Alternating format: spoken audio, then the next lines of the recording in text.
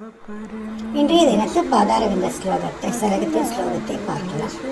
விராவைர்மாஞ்சீரைः கிமபி கதயந்தி இவ மதுரம் புரஸ்தாத் ஆனம்ரே புரவிஜயினி ஸ்மரவதனே வயஸ்யேவ பிரௌಢா சிதிலயதி யா பிரேமகலஹ பிரரோஹம் காமாக்ஷ்யாஹ சரணயுகலீ சா விஜயதே.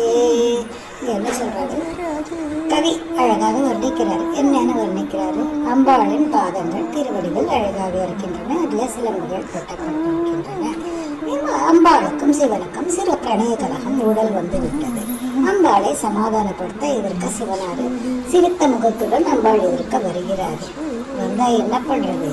அந்த சிலம்புகள் அம்பாளுக்கு உற்ற தோழியாக மாறி கிளிகிளின்னு சத்தம் போட்டுண்டு அப்படியே தன் தோழிக்கும் அவரது கணவருக்கும் இருக்கிற ஊடலை தீர்த்து வைத்து சேர்த்து வைக்க முயற்சி செய்கிறதா அப்படிங்கிற ஒரு கற்பனையிலே இந்த ஸ்லோகத்தை எழுதுகிறார் மூககவி.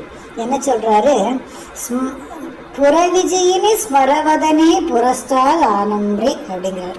புறத்தை ஜெயித்தவர், திரிபுரங்களை ஜெயித்த சிவன் சிரித்து கொண்டே எதிர்க்க குனிந்து தலை வணங்கி நிற்கத்தே. அப்ப மாஞ்சீரைஹி விராவைஹி, அந்த கால் சலங்கைகளின் சத்தத்தினால, கிங்கிணி சத்தத்தினால மதுரம் கிமப்பி கதையந்தீவ, ஏதோ ஒரு நல்ல இனிமையான விஷயத்தை சொல்கிற மாதிரி பிரௌಢா வயசேவ, அறிவில் முதிர்ந்த ஒரு சகியை போல அது என்ன பண்றதா?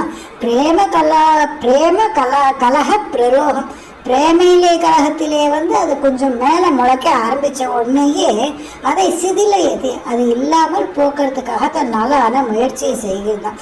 அப்பேற்பட்ட அம்பாளின் அந்த சரணைகளே, சிலம்பகளுடன் கூடிய அம்பாளின் அந்த 2 சரணங்களும் நாம் எப்பொழுதும் விஜயத்தை வெற்றியுடன் விளங்கட்டும் அப்படின்னு சொல்கிறார். அதாவது இப்போ என்ன, சிவபெருமான் என்ன பண்ணுறாரு? காமாட்சியின் ஊழலத்திற்கு முன்னாடி மலர்ந்த முகத்துடன் வந்து குனிகிறாரு, தலை குனிந்து வணங்கி நிற்கிறாரு.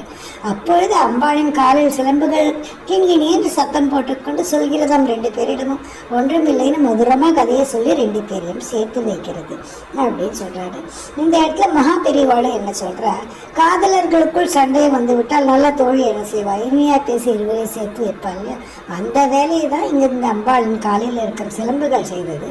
சிலம்பொலி கேட்டால் ஈசனுக்கும் பரவசம், அதனால சிலம்பொலியிலே அம்பாளுக்கும் சந்தோஷம். அதனால 2 பேரையும் சேர்த்து வைப்பதற்கு சிலம்புகள் முயற்சி செய்து கொண்டு ஜெயித்தும் இருக்கின்றன என்று கூறுகிறார்.